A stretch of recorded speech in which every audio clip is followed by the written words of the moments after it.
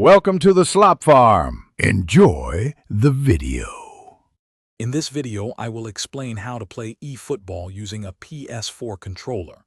We'll start with the fundamentals, focusing on how to move your players effectively. Use the left analog stick for precise directional control, allowing for fluid movement across the pitch. When you need to accelerate, simply press the R1 button to initiate a dash or sprint.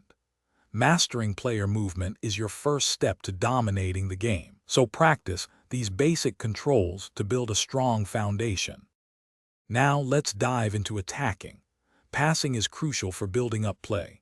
Use the X button for accurate low passes, keeping the ball on the ground.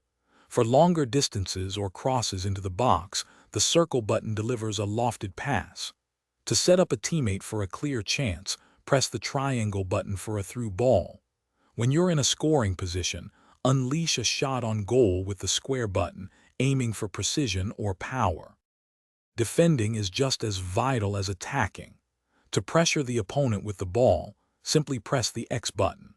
For a standing tackle, quickly double-tap the X button to attempt to dispossess them.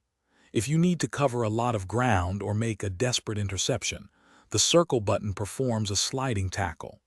You can also call for your computer-controlled teammates to apply pressure by holding down the square button, creating a tighter defensive shape.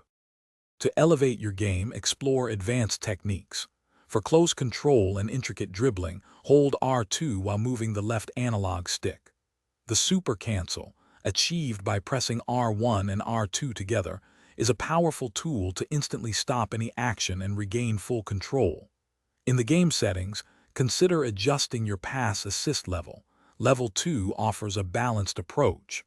Also, experiment with shot types, choosing between basic for ease or manual for greater control over your shots.